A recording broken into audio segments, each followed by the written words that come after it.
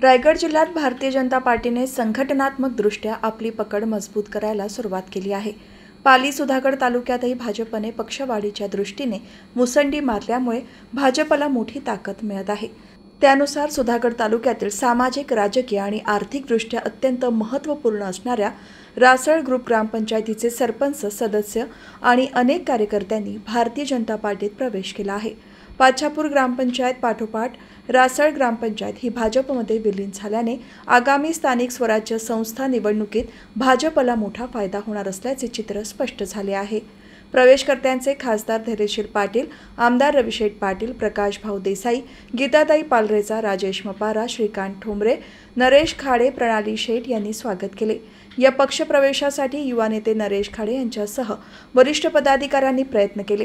या पक्षप्रवेशात ग्रामविकास परिवर्तन आघाडीच्या रासळ ग्रामपंचायत सरपंच प्रणिता प्रवीण खाडे, सदस्य नेहा रोहिदास खाडे, ताई लक्ष्मण वाघमारे, कार्यकर्ते प्रवीण खाडे, दीपक खाडे, सुरेश खाडे, श्रीधर खाडे, नितीन देसाई, किशोर मोरे, कैलास दळवी, सचिन खाडे, निलेश लहाने, सागर खाडे, सुधीर खाडे, शेखर सुखदरे, विजय जाधव, विनोद वाघमारे, अरुण खाडे, नितीन जाधव, शरद खाडे, सुरेश दळवी, मंगेश म्हस्के, जनार्दन दळवी, चंद्रकांत म्हस्के, दिलीप सुखदरे, चंद्रकांत जाधव, रामदास मोरे, रोहिदास खाडे, शिरीष मांढरे, सुनील दळवी, वामन खाडे, दशरथ सावंत, योगेश भौड, सटुराम दळवी, संतोष भौड यांच्यासह कार्यकर्त्यांनी भाजपमध्ये प्रवेश केला। या तालुक्यात सुंदर अशी काम चाललेलं आहे। सुरेश ठोंबरे, श्रीकांत ठोंबरे यांच्या नेतृत्वाखाली इथं ह्या ठिकाणी काम चांगलं चाललेलं आहे।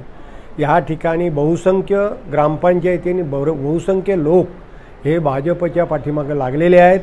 भाजपबरोबर काम चाललेलं आहे, ते काम चांगलं आहे। त्या दृष्टीनं इथं ह्या ठिकाणी इन्कमिंग जोरात सुरू आहे।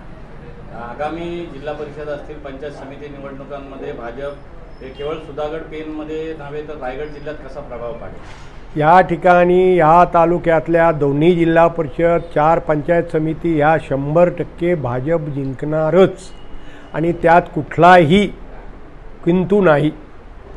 आज कार्यालयाचं उद्घाटन झालंय, कार्यकर्त्यांना आपलं काय आव्हान असेल, या कार्यालयातून कशा पद्धतीने काम असा एवढं सुंदर कार्यालय हे झालंय, जिल्ह्यात नावाजलेलं इथे कार्यक्रम होतील आणि या ठिकाणी हा उपेक्षित राहिलेला तालुका हा पूर्णपणे कामाला लागलेला आहे। पूर्णपणे तालुक्यातले कार्यकर्ते ह्या ऑफिसमध्ये येतील। इथं ह्या ठिकाणी ह्या ऑफिसचा पूर्णपणे लोकांच्या कामासाठी उपयोग करून घेतील। आपण जिल्ह्यातील वरिष्ठ नेते आहात आणि ज्या पद्धतीनं रायगड जिल्ह्याचं पालकमंत्री पदाचा तेढ आणि तिढा निर्माण झालेला आहे, यामुळे विकास देखील खुंटलेला आहे असं वाटत नाही का आपल्याला? आपण सत्ताधारी पक्षातले नेते आहात। आमच्या पक्षाचा काही वाद नाही आहे।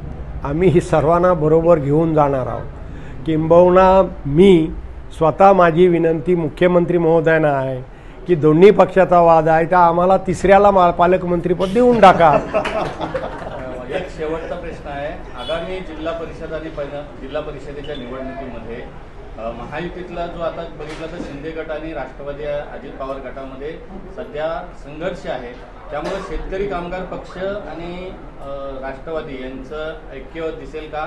आणि महायुतीचं जे काय आता संघटन आहे, जिल्हा परिषदमध्ये जी निवडणूक आहे, त्यामध्ये आपण कोणत्या भूमिकेमध्ये असाल? जर आम्ही अकेला चलो रे ह्या दृष्टिकोनातून आम्ही जाणार आहोत। या जिल्ह्यात भाजपचंच सरकार बसलं पाहिजे असा आमचा दृष्टिकोन आहे आणि त्या दृष्टीनं आमची पावलं टाकलेली आहेत।